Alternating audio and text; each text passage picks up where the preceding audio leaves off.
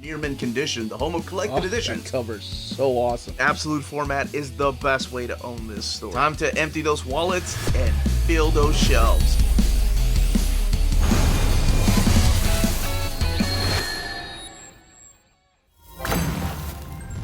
How's it going, all you Minties? Uncanny Omar here from Near Mint Condition, the home of collected editions.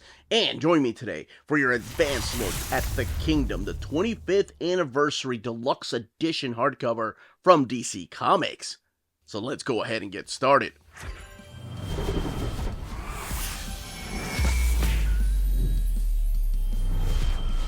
And welcome back, everybody.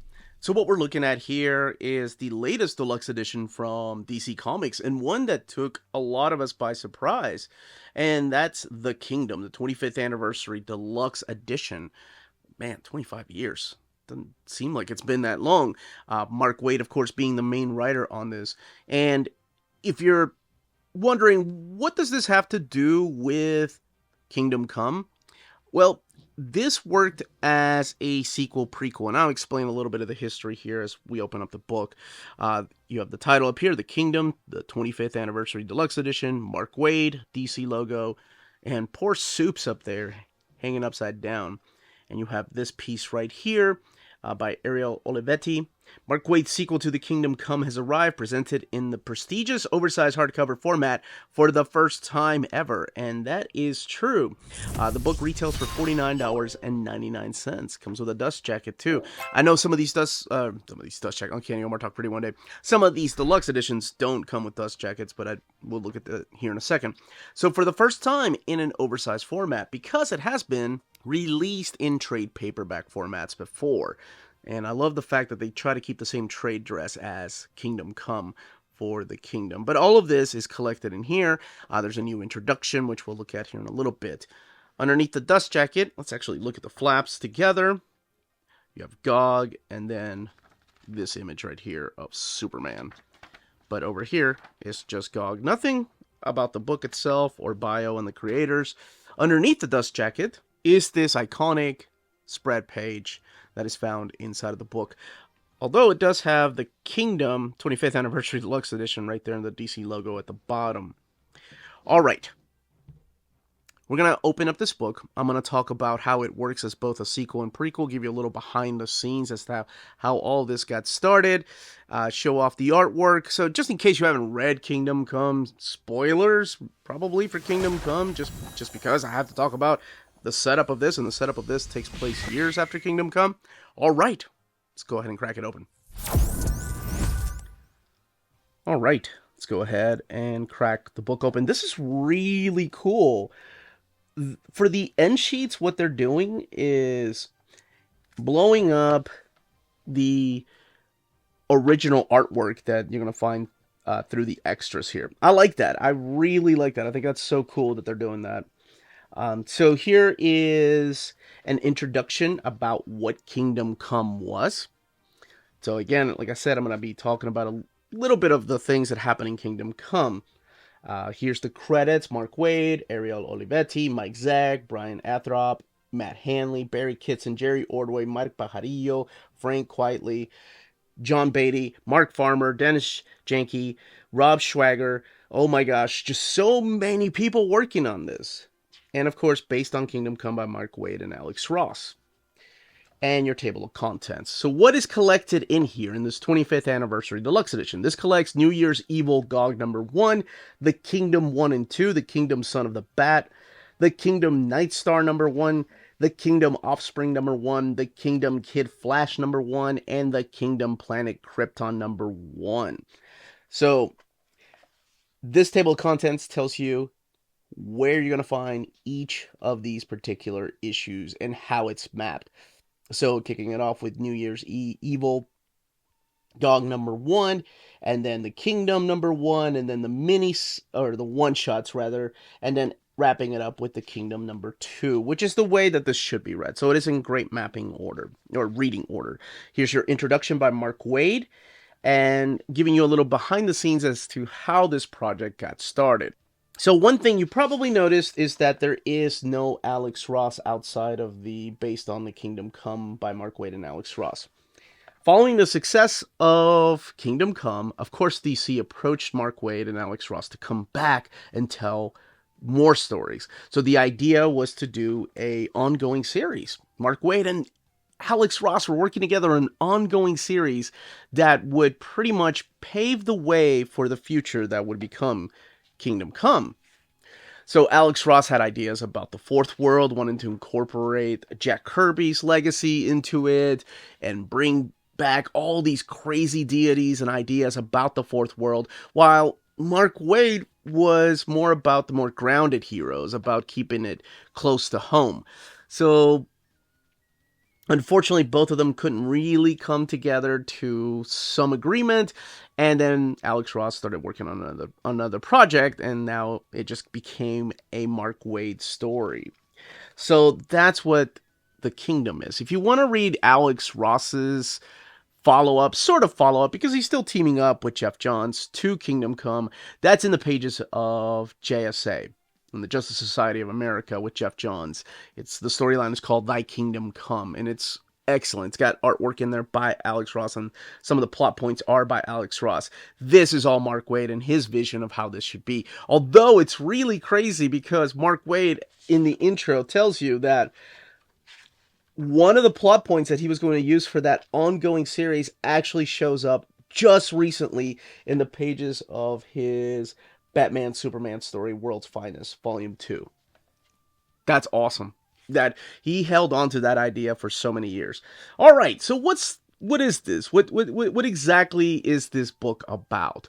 Well, this is set 20 years after the events of Kingdom Come. We have a little bit of a flashback right here because of that nuclear explosion that happened at the end of Kingdom Come, where a lot of the superheroes died because of this nuclear blast, but some survived. And then there's one human survivor, and that's this young boy named William. And William's going to become a very important character here. Kind of like the way that what's his name? Norman? Yeah, in the first Kingdom Come. But this plays out a little bit different. So we have these 5 cosmic beings like the Phantom Stranger and Ganthet and Shazam. Just talking about how they need somebody to play a role in the way the world is being shaped. And there's a little bit of a twist as to why they're doing this. So the 5 are gathering and they make a scroll. And the scroll will reveal to the holder all the important events that will lead to a life-altering moment for all of mankind. So we are now 20 years after the end of Kingdom Come, and we see William, the young boy that we saw at the very beginning here, that was rescued by Superman. He's now a minister. He's a leader of this church, and it's the church that worships Superman because he feels like he was chosen. He feels like he was special, and Superman is the savior of mankind. So Superman hears about this church and all the worshiping that is happening here, and he pays a visit to William. And this is where he gets really sad. Superman just pretty much tells him, look, that was not a God-sent moment. I am not any kind of savior. You're not special. The reason that explosion happened to begin with was my fault because I retired. And he kind of tells him the little bit of history of Kingdom Come. So, William just kind of snaps. He doesn't believe Superman at first, and then he realizes that he's not special. He realizes that everything special about him in this world that he's built, because he is the minister of this church for Superman, has been a lie. So he feels completely lost, and Superman just says, I'm sorry, I've got to go work on a bridge. I'll talk to you later. I just wanted to come forward and tell you that this is not something from God, that I am not any kind of deity. And we see William eventually walk the streets, and he has no idea what to do with his life. Eventually, he does run into the Phantom Stranger, who is holding that scroll. And like I said, that scroll shows all the important events through history that will lead into one big moment. So what he does with this knowledge, what he does with this power that is given to him, is become a new character named Gog. Not to be confused with Magog, even though I think at first Mark Waid was going to use Magog, and then DC editorial stepped in and was like, how about we make it a new character? So what Gog, what Gog does is he pays Superman a visit, and Superman can hear his heartbeat. He's like, oh, it's William. Hey, how's it going, man? Did you give up the church? Did you come and help? Did you need some advice? And Gog just fries him. Like, fries him with all his power, blows up this side of the bridge that Superman has been helping to rebuild, throws his body around, like, makes a marking like the S symbol, and considers Superman now a reincarnation of the beast. So again, going back to that biblical story, right, of good versus evil, and now marking that symbol, the S symbol, instead of hope, as the sign of the beast. So he has made it his mission to go back in time and to destroy Superman throughout time. That's what this is about. So the five beings, of course, are like, oh man, did we mess up? What's going on? Phantom Stranger kind of...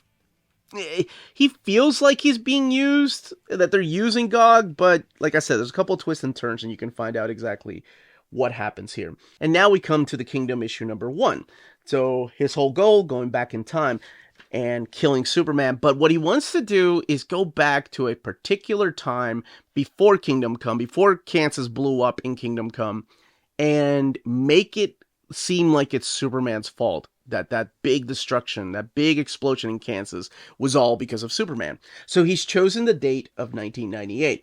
Now, before we see that, we do see Superman in this kind of afterlife, almost a little bit like purgatory, if you will, where he realizes he's dead and he's meeting other Superman that have died, and they're talking about this battle with Gog, and Deadman is greeting him.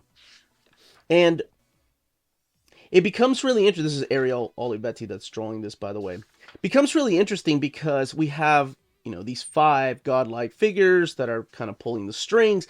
But at the end of time, we do have the Linear Men.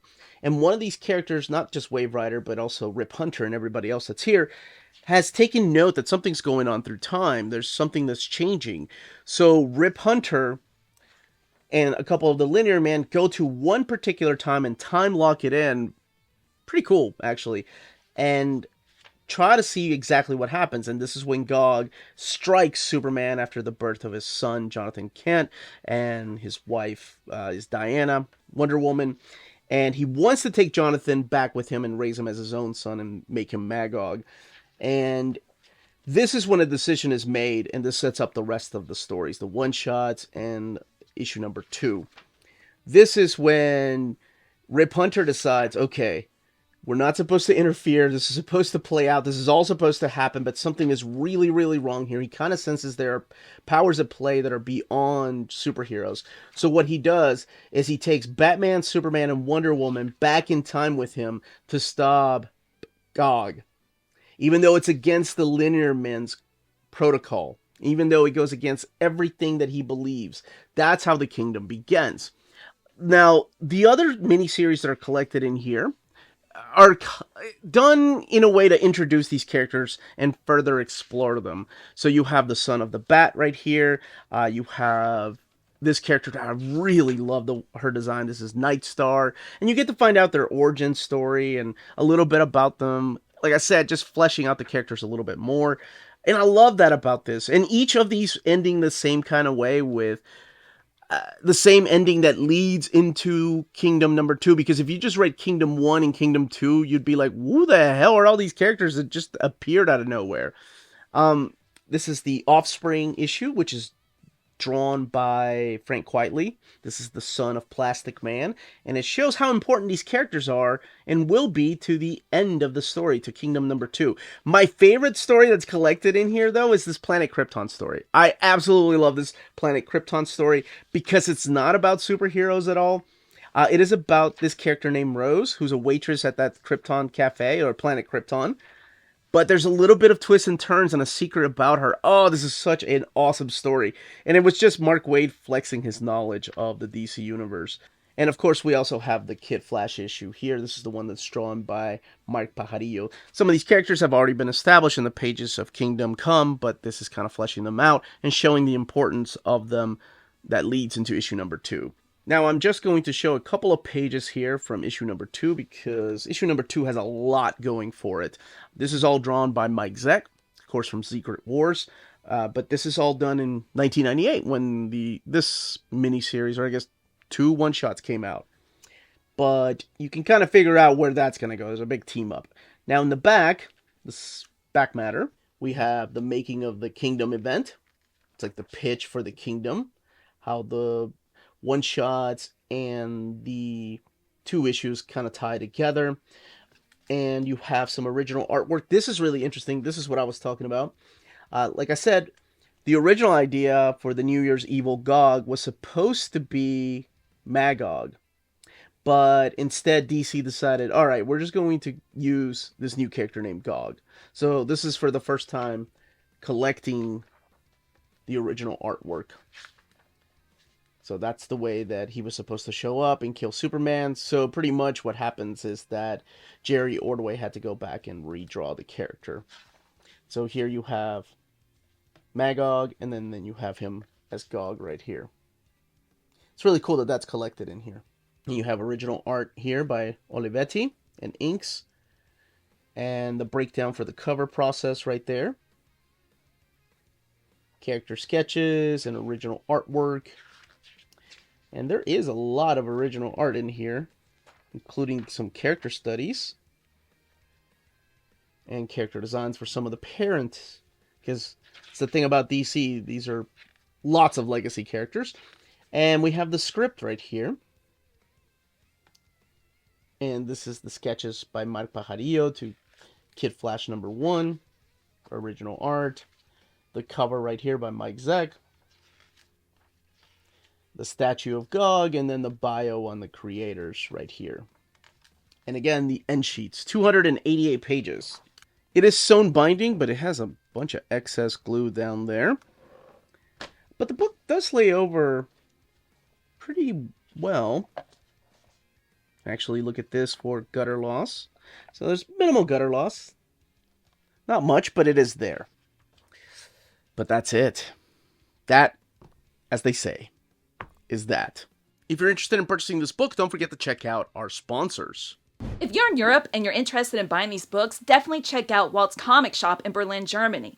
They have the cheapest pre-order prices, flat shipping rate of €12 for all EU countries, emails answered within 24 hours, waltscomicshop.com, and you can use the code nearmintcondition at checkout and get free shipping for all EU countries with your first order over €40.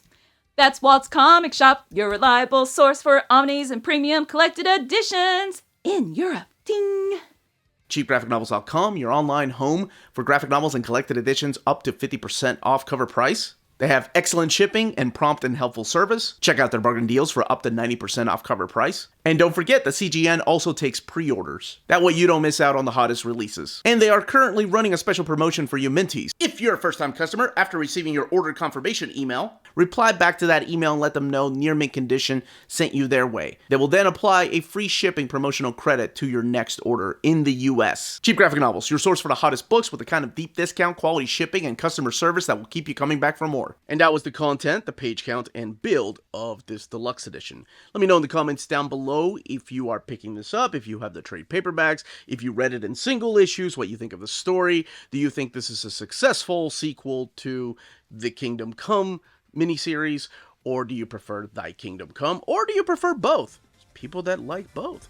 But if you have any more questions, leave those down below. Don't forget to check us out on Patreon and Spreadshop. Amazing ways to support the channel if you can do so. And a big thank you to our patrons. Could not be making videos like this possible without you all.